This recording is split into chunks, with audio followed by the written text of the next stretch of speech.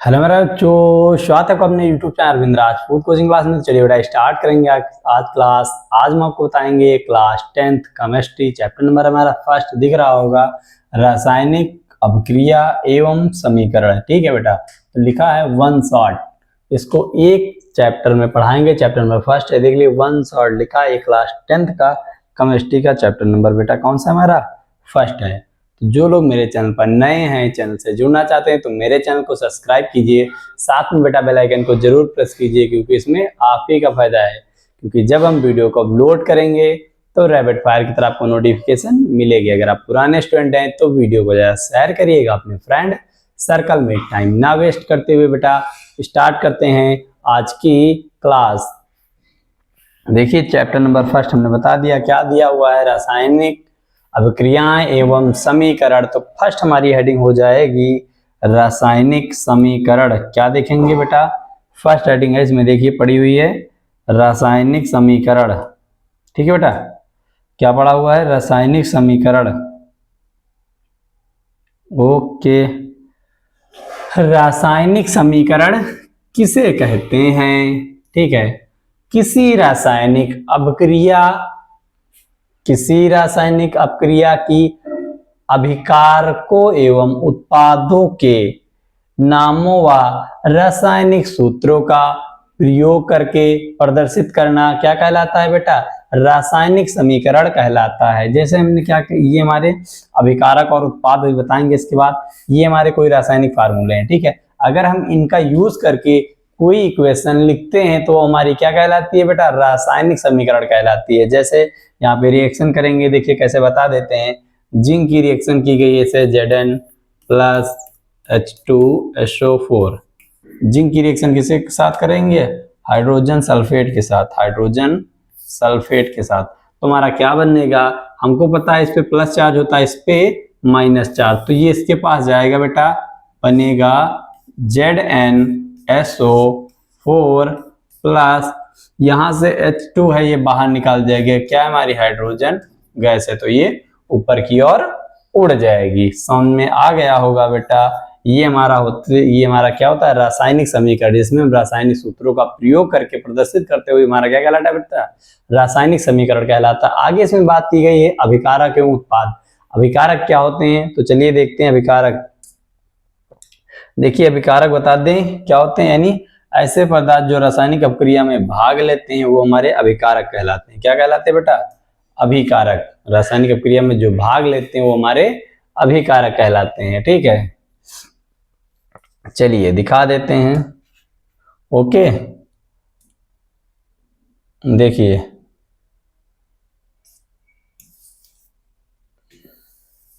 ये बेटा लिखा हुआ है। ठीक है, ये लिखा है अभिकारक, यानी क्या पड़ा हुआ है, अभिकारक। देखिए अभिकारक ऐसे पदार्थ जो रासायनिक अपक्रिया में भाग लेते हैं वो हमारे अभिकारक कहलाते हैं। ठीक है, जैसे ये रासायनिक अपक्रिया में बेटा क्या ले रहे हैं, हमारे भाग ले रहे हैं, ये दोनों क्या ले रहे हैं, भाग ले रहे हैं, तो ये क्या कहलाएंगे, अभिकारक इनको बोलते हैं, अभिकारक बोलते हैं। ठीक है बेटा, और जो बन के तैयार होता है वो उत्पाद कहलाता है। जैसे कुछ भी गर्ल्स होंगे या बॉयज, कुछ भी कोई खाना बनाता है, जैसे दाल बनानी है, मान लो उसमें नमक डालोगे, दाल डालोगे, पानी डालोगे, तो सब ये क्या ले रहे हैं, भाग ले रहे हैं हमारे। ठीक है, तो ये क्या कहलाएंगे, अभिकारक। और जब बनने के बाद आपकी दाल तैयार हो जाएगी वो हमारी बेटा क्या कहलाएगी, उत्पाद कहलाएगी। यानी जो भाग लेते हैं वो रिएक्टेंट कहलाते हैं, जो बनने के बाद प्राप्त होते हैं हमारे प्रोडक्ट कहलाते हैं। ठीक है, उत्पाद क्या होते हैं, ऐसे पदार्थ जो रासायनिक अपक्रिया के संपन्न होने पर प्राप्त होते हैं, यानी उसके पूर्ण होने पर जब क्या कर दिया जाए, उसको संपन्न कर दिया जाए, पूर्ण कर दिया जाए, तो हमारे क्या कहलाते हैं बेटा, उत्पाद कहलाते हैं। जैसे उदाहरण दिया है, इसी का उदाहरण लिखा है, ये हमारा क्या हो जाएगा, बनने के बाद हमको मिला, ये हमारा क्या कहलाएगा बेटा, उत्पाद कहलाएगा। क्या कहलाएगा, उत्पाद कहलाएगा। समझ में आ गया होगा बेटा। चलिए आगे देखते हैं। ठीक है, अगला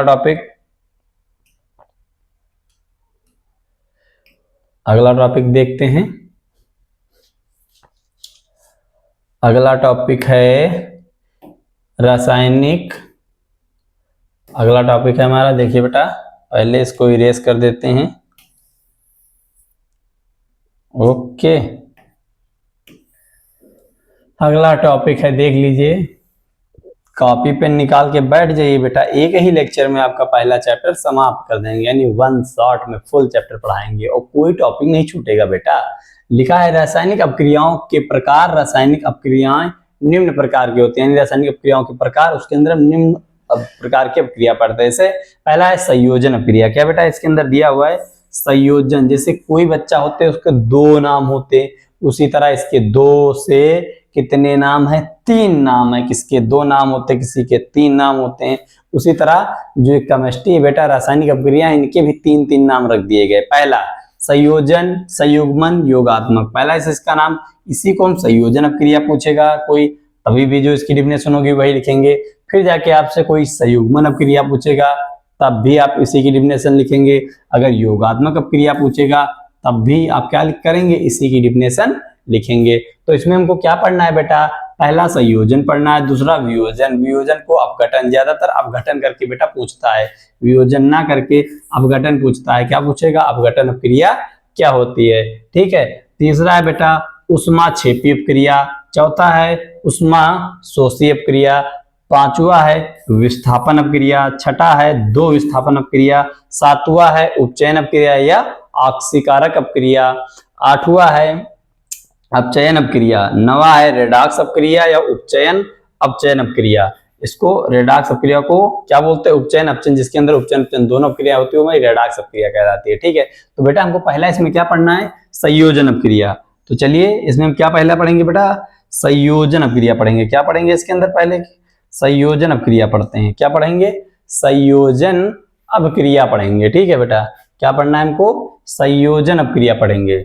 देखिए संयोजन अपक्रिया क्या होती है, एक बार में समझिए बेटा, अच्छे से आपको समझ में आ जाएगा। ओके, संयोजन अपक्रिया क्या होती है, क्या बताया गया बेटा, इस अपक्रिया में दो या दो से अधिक अभिकारक मिलकर एकल उत्पाद बनाते हैं, वो हमारी क्या कहलाती है बेटा, संयोजन अपक्रिया कहलाती है। देखिए इस अपक्रिया में दो या दो से अधिक अभिकारक मिलकर एकल उत्पाद का निर्माण करते हैं या बनाते हैं, ऐसी अपक्रिया को संयोजन अपक्रिया कहते हैं या संयुग्मन अपक्रिया कहते हैं या योगात्मक अपक्रिया कहते हैं। ठीक है बेटा, उदाहरण दिखा है कोयले का दहन, यानी कार्बन प्लस ऑक्सीजन की रिएक्शन कराएंगे तो क्या बनेगा बेटा, CO2 बनेगा। मतलब इसमें दो या दो से अधिक अभिकारक हैं, फिर दोनों को जब मिला रहे हैं तो उत्पाद कैसा बनना है, एक अकेला बनना है, इसे कार्बन डाइऑक्साइड बनना है। ये हमारा क्या है, एक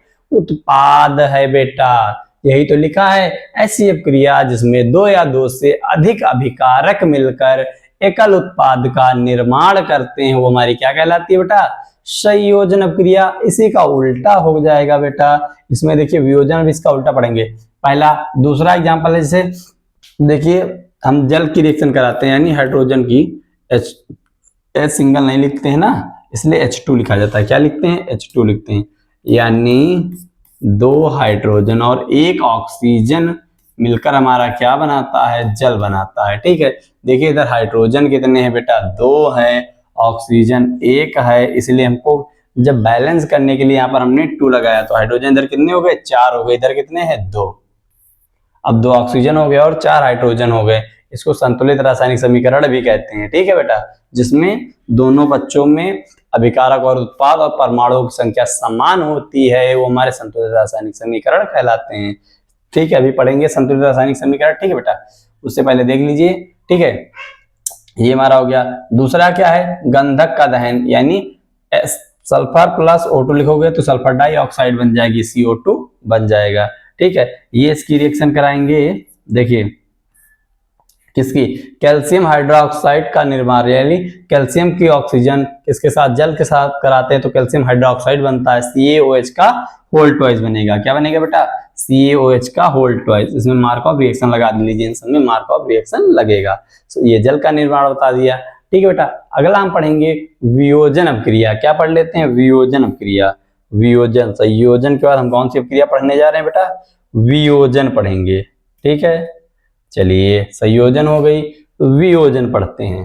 ओके, वियोजन अपक्रिया पढ़ लेते हैं, संयोजन और ये है आपकी वियोजन अपक्रिया। चलिए, हाँ ये है आपकी वियोजन अपक्रिया। ठीक है बेटा। चलिए, वियोजन अपक्रिया क्या होती है? वह अपक्रिया जिसमें एकल अभिकारक मिलकर दो या दो से अधिक उत्पाद बनाते हैं, वो हमारी क्या कहलाती है? वियोजन अपक्रिया या अपघटन अपक्रिया। संयोजन क्या था? जिसमें दो या दो से अधिक अभिकारक मिलकर बेटा एकल उत्पाद बनाते हैं, वो हमारी क्या कहलाती है? संयोजन अपक्रिया। वियोजन अपक्रिया क्या होती है? अपघटन। वियोजन को अपघटन भी बोलते हैं, जिसमें एकल अभिकारक मिलकर दो या दो से अधिक उत्पाद बनाते हैं, उसे वियोजन अपक्रिया कहते हैं। जैसे फेरस सल्फेट की वियोजन, देखिए फेरस सल्फेट की जब रिएक्शन कराएंगे, देखिए यहाँ पे दिया है फेरस सल्फेट FeSO4, इसका हम क्या करेंगे बेटा? वियोजन करते हैं। क्या करते हैं? वियोजन करेंगे। तुमको पता है Fe2O3 plus SO2 plus SO3 बनता है। ठीक है, ये दो दो यहाँ पे हम इसलिए क्या लगा देते हैं? दो लगा, क्योंकि फेरस कितने हैं? दो हैं। सल्फर कितने हैं? दो हैं। और ऑक्सीजन कितने इधर? 8 हैं। देखिए कैसे बेटा 8 हैं? 3 यहाँ पे हैं, 2 यहाँ पे, 3 यहाँ पे, 6 2 8। इसलिए जब 2 का गुणा इधर इसमें कराओगे 4 में तो कितना हो जाएगा? 8। ये क्यों बता रहे हैं? ऐसे आप संतुलित रासायनिक समीकरण भी कर सकते हैं, यानी बैलेंस्ड रिएक्शन। ठीक है, कैसे बैलेंस किया जाता है। ठीक है, तो समझ में आ गया होगा। फिर कैल्शियम का, किसका? कैल्शियम कार्बोनेट की वियोजन अपक्रिया। देखिए कैल्शियम कार्बोनेट, कैल्शियम का फार्मूला क्या होता है? Ca कार्बोनेट किसको बोलते हैं? CO3। इसका जब वियोजन करेंगे तो कैल्शियम ऑक्साइड बनता है और कार्बन डाई गैस बनती है। ठीक है, यही तो लिखा है, जिसमें एकल अभिकारक, अभिकारक कितने होने चाहिए बेटा? एकल अभिकारक, एक अभिकारक दो या दो से अधिक उत्पाद बनाएगा, वो हमारी क्या कहलाएगी बेटा? वियोजन अपक्रिया कहलाएगी। क्या कहलाएगी? वियोजन अपक्रिया कहलाएगी। चलिए, अब सिल्वर ब्रोमाइड भी एक प्रकार की वियोजन अपक्रिया है। जैसे सिल्वर ब्रोमाइड, क्या? Silver bromide. देखिए सिल्वर ब्रोमाइड को जब तोड़ते हैं, यानी AgBr, इसकी क्या कराएंगे? इसका हम क्या करा रहे? वियोजन। तो ये टूट जाएगा, हमको पता है सिल्वर अलग और ब्रोमाइड अलग टूटता है। ठीक है, हमको पता है Br2 लिखा जाता है। क्या लिखा जाता है? 2। तो हमने देखा Br2 इधर है तो 2 यहाँ पे लगा दिए। देखिए सिल्वर भी इधर एक है, इधर 2 है, तो यहाँ पर क्या लगा देते हैं? 2 लगा देते हैं। इतनी बेटा बात समझ में आ गई होगी। आगे लिखा है, इस अपक्रिया का उपयोग श्याम श्वेत फोटोग्राफी में किया जाता है। यानी वियोजन अपक्रिया का प्रयोग किसमें किया जाता है? इस अपक्रिया का उपयोग श्याम श्वेत फोटोग्राफी में किया जाता है। ठीक है, ये हो गया संयोजन, हो गया वियोजन। अब पढ़ेंगे ऊष्माक्षेपी ना बेटा। अब कौन सी रिएक्शन को पढ़नी थी? ऊष्माक्षेपी। सारी हो जाएंगी बेटा, वन शॉट बता रहे हैं ना, एक लेक्चर में पूरा चैप्टर समाप्त करेंगे आपका बेटा। ठीक है, ऊष्माक्षेपी, उसके बाद पढ़ेंगे ऊष्माशोषी। ठीक है, चलिए देखिए बेटा, छोटी सी लिखी है, ऊष्माक्षेपी अपक्रिया क्या होती है? वह अपक्रिया जिसमें ऊष्मा ऊर्जा के रूप में उत्सर्जित होती है। ऊष्मा किसमें निकलेगी? ऊर्जा के रूप में निकलेगी। उसे हम क्या बोलेंगे बेटा? उसे ऊष्माक्षेपी अपक्रिया कहते हैं। उदाहरण दिया, प्राकृतिक गैस का दहन, यानी मेथेन को जब हम क्या करते हैं? इसको जलाते हैं। दहन में क्या होता है? जलाना। तो इसका दहन करते हैं तो क्या बनता है? कार्बन डाइऑक्साइड बनता है और जल बनेगा। और ऊर्जा हमने क्या होता है? जहां पर ऊर्जा उत्सर्जित होगी वो ऊष्माक्षेपी अपक्रिया कहलाएगी। ऊष्माशोषी, जिसमें ऊष्मा का यानी जो ऊर्जा है उसका अवशोषित किया जाएगा, वो हमारी ऊष्माशोषी अपक्रिया कहलाती है। समझ में बेटा आ गया होगा। ऊष्माक्षेपी वह अपक्रिया जिसमें ऊष्मा ऊर्जा के रूप में उत्सर्जित होती है। लिखा है बेटा, देख लीजिए, उसे ऊष्माक्षेपी अपक्रिया कहते हैं। प्राकृतिक गैस का दहन लिखा है ना बेटा। दूसरा, अब क्या पढ़ेंगे? ऊष्माक्षेपी हो गया। अब पढ़ते हैं बेटा ऊष्माशोषी अपक्रिया। क्या पढ़ेंगे? ऊष्माशोषी अपक्रिया। ऊष्माक्षेपी हो गया, अब पढ़ेंगे ऊष्माशोषी। संयोजन, वियोजन, फिर है ऊष्माशोषी। ठीक है, क्या पढ़ना है बेटा? ऊष्माशोषी अपक्रिया। उष्माशोषी। ओके, चलिए उष्माशोषी अपक्रिया क्या होती है? चलिए उष्माशोषी की अपक्रिया भी हमने बता दिया है ना, जिसमें उष्मा यानी वही ऊर्जा का अवशोषित किया जाता है, अवशोषण होता है। लिखिए उष्माशोषी अपक्रिया, जिन अपक्रियाओं में उष्मा का अवशोषण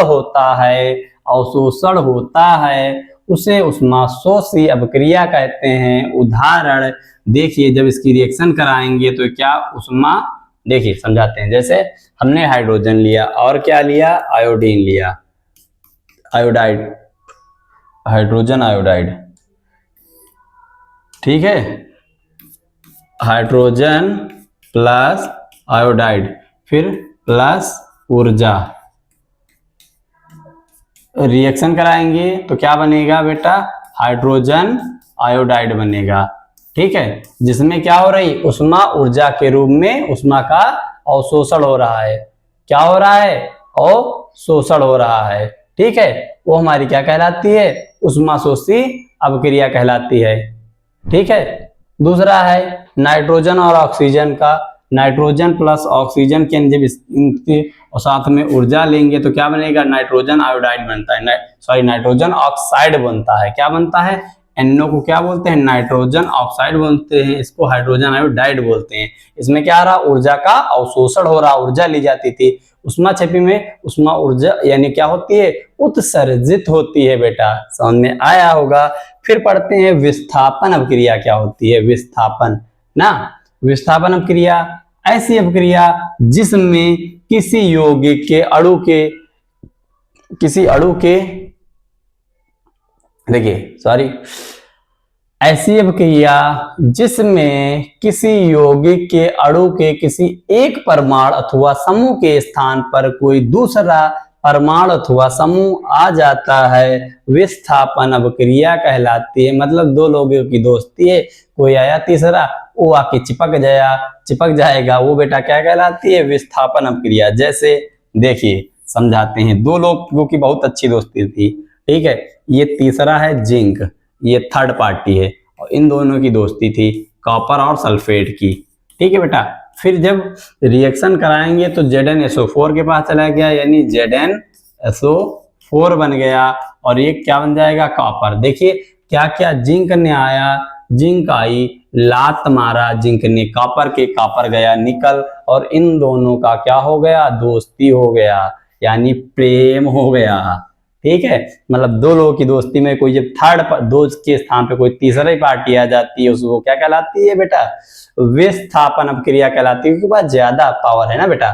फिर इसी तरह फेरस सल्फेट का कराया गया है। देखिए फेरस से कराएंगे तो क्या बनेगा, फेरस सल्फेट बनेगा प्लस कॉपर बन जाएगा। फेरस ने क्या किया, कॉपर के लात हमारी, बेचारा गया निकल, तो क्या बना, फेरस सल्फेट और कॉपर। समझ में आ गया होगा। विस्थापन अपक्रिया हो गई। अब पढ़ेंगे आगे बेटा द्विविस्थापन अपक्रिया। विस्थापन और द्विविस्थापन पांचवी है ना बेटा ये। आगे क्या पढ़ते हैं, विस्थापन और द्विविस्थापन अपक्रिया पढ़ेंगे। ठीक है, विस्थापन हो गया। आगे पढ़ते हैं द्विविस्थापन अपक्रिया। ठीक है, द्विविस्थापन अपक्रिया क्या होती है, चलिए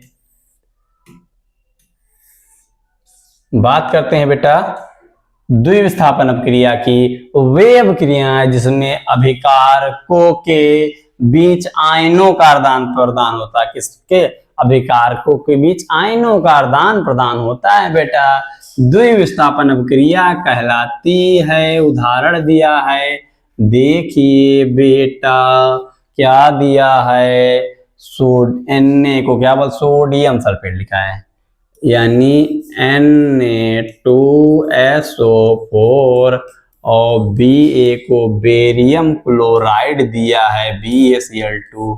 रिएक्शन कराएंगे, हमको पता है क्या बेटा, क्या पता है, जो बेरियम पे प्लस चार्ज होता है यानी Cl, ये माइनस इस पे प्लस चार्ज हो तो ये इसके पास जाएगा, यानी BaSO4 बनेगा, बेरियम सल्फेट बनेगा, और सोडियम पे प्लस चार्ज, Cl पे माइनस, तो क्या बन जाएगा, सोडियम क्लोराइड बन जाएगा, NaCl बन जाएगा। ये हमारी रिएक्शन हो गई।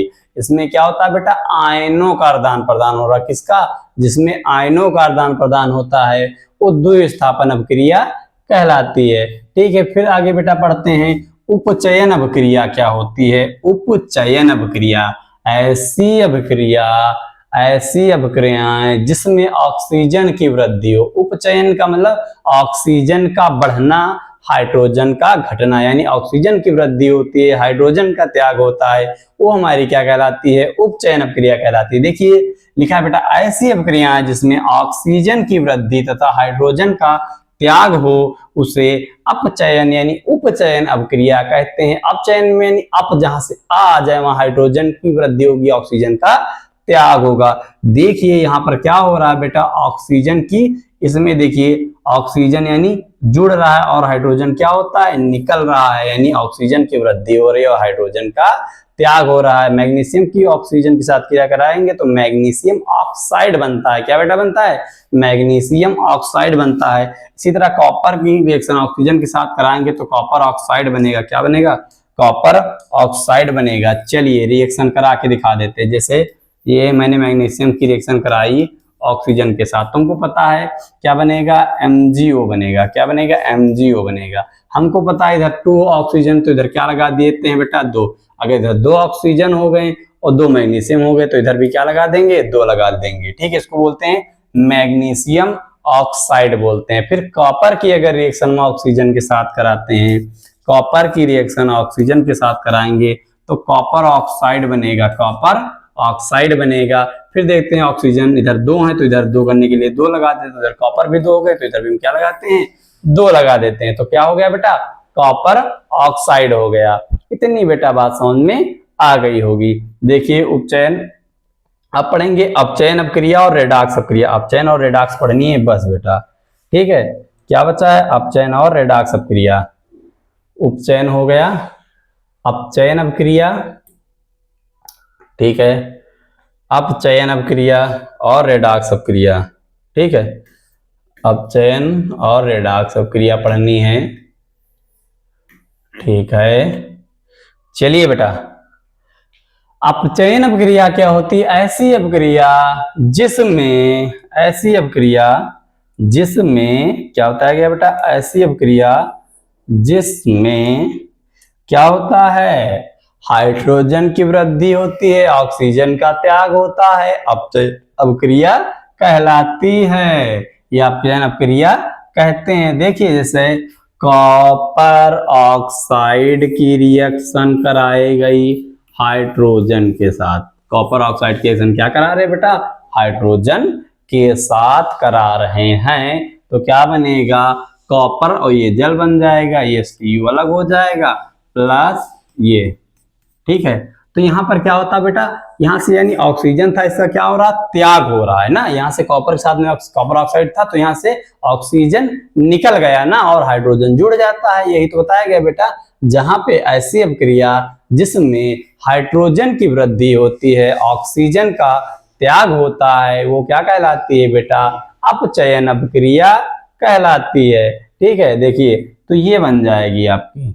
ठीक है, फिर रेडॉक्स अभिक्रिया, जिन रासायनिक अभिक्रियाओं में उपचयन और अपचयन दोनों अभिक्रियाएं होती हैं वो हमारी क्या कहलाती है, रेडॉक्स अभिक्रिया कहलाती है। देख लीजिए बेटा, लिखा है जिन रासायनिक अभिक्रियाओं में उपचयन तथा अपचयन, ठीक है, अभिक्रियाएं साथ साथ होती हैं रेडॉक्स अभिक्रिया कहलाती है, रेडॉक्स अभिक्रिया कहलाती है। देखिए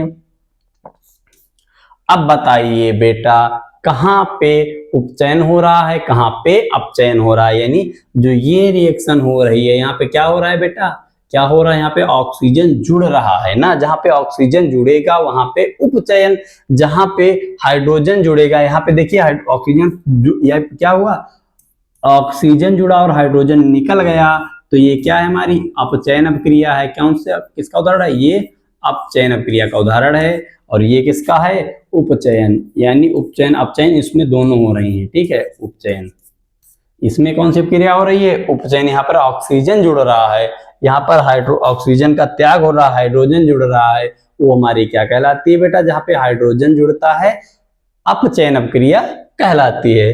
ठीक है, आगे हम पढ़ ले बेटा संतुलित रासायनिक समीकरण, बस। और दैनिक जीवन में पढ़ लेंगे, इसके दैनिक जीवन में आगे पढ़ना पड़ेगा। क्या पढ़ना पड़ेगा चलिए बताएंगे। ठीक है, तो आगे बेटा क्या बचा है, संतुलित रासायनिक समीकरण पढ़ा देते हैं। संतुलित रह गया है बेटा इसमें से, संतुलित रासायनिक समीकरण। ठीक है, चलिए संतुलित रासायनिक समीकरण बता देते हैं।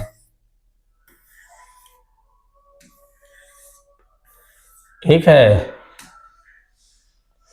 क्या बताया गया, संतुलित वह रासायनिक समीकरण जिसमें विभिन्न तत्वों के परमाणुओं की संख्या अभिकारक व उत्पाद दोनों पक्षों में समान होते हैं। ठीक है, समान होते हैं, संतुलित रासायनिक समीकरण कहलाता है। इसे इधर लिखा है Fe, क्या लिखा है, फेरस, यानी फेरस को क्या बोलते हैं, आयरन। इसकी रिएक्शन करानी है जल के साथ, तो क्या बनता है बेटा, Fe3O4 बनेगा, प्लस हाइड्रोजन गैस है ये निकल जाएगी। फिर देखिए हमने क्या देखा बेटा, F इधर 3 है तो यहाँ पर क्या लगाया, 3 लगा दिया। ठीक है, फेरस कंप्लीट हो गया। ऑक्सीजन देखिए, ठीक है, ऑक्सीजन इधर कितने हैं, 4 हैं। इधर कितने ऑक्सीजन है बेटा, 4 हैं।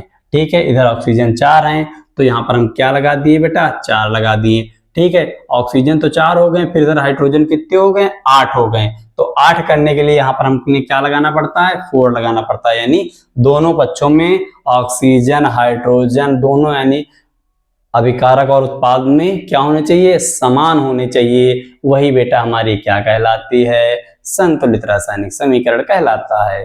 ठीक है, दूसरा है जैसे ये जल का, हमको पता है हाइड्रोजन की क्रिया कराएंगे ऑक्सीजन के साथ, 2 हाइड्रोजन और 1 ऑक्सीजन मिलकर क्या बनाते हैं बेटा, जल।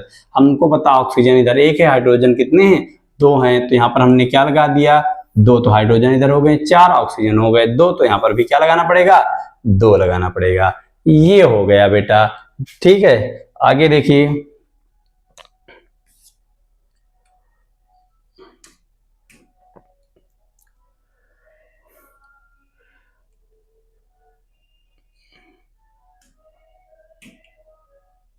वियोजन क्रिया हुआ, ये हो गया है वियोजन क्रिया ना बेटा, वियोजन क्रिया हो चुका है। हो आगे पढ़ते हैं दैनिक जीवन में।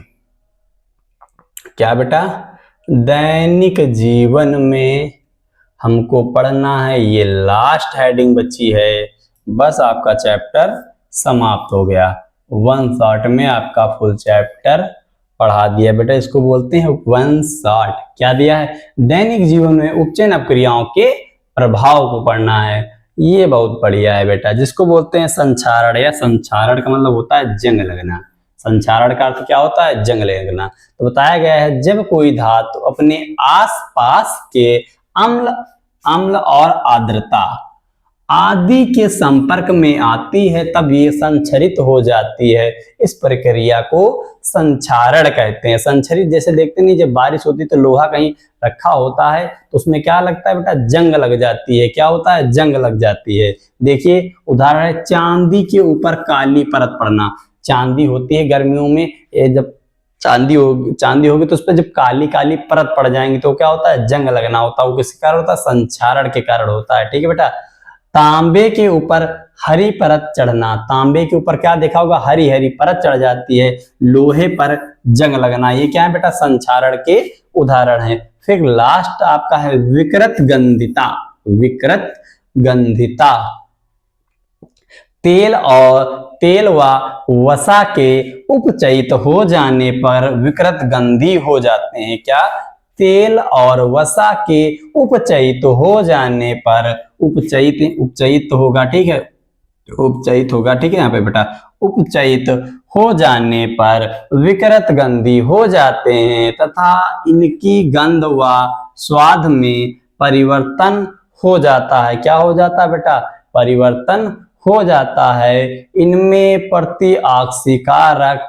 मिलाकर अथवा भोज्य पदार्थों को निर्वर्तित मात्रा में रखकर अथवा इनमें नाइट्रोजन प्रवाहित करके इस प्रक्रिया को रोका जा सकता है। उदाहरण दिया बेटा, आलू की चिप्स की थैलियों में नाइट्रोजन प्रवाहित करके इन्हें उपचयित होने से बचाया जा सकता है। जैसे आप देखते हैं आलू की चिप्स या टेढ़े मेढ़े देखते हैं तो जो आता है बेटा 5 रुपए में खाते हैं, उसमें नाइट्रोजन गैस भी होती है। किस वजह से? तो ताकि उनको उपचयित का मतलब वो नमी हो जाती है। देखते नहीं बारिश में कोई चीज रख दो तो नम हो जाती, खाओगे तो बारिश में तो नम नहीं हो जाती, उस तरह यानी उसे उसको साइंस की लैंग्वेज में क्या बोलते हैं? उपचयित होना। ठीक है, उससे बचाने के लिए उसमें नाइट्रोजन गैस प्रवाहित की जाती है। ठीक है बेटा, तो अगर ये मेरी क्लास अच्छी लगती है तो वीडियो को लाइक कीजिएगा, अगर चैनल पर पहली बार आए हैं तो सब्सक्राइब कीजिएगा, साथ में हमें कमेंट करके जरूर बताएं बेटा आपको वीडियो कैसी लगी। तो मिलते हैं नेक्स्ट क्लास में। वीडियो देखने के लिए धन्यवाद। Thanks for watching this video.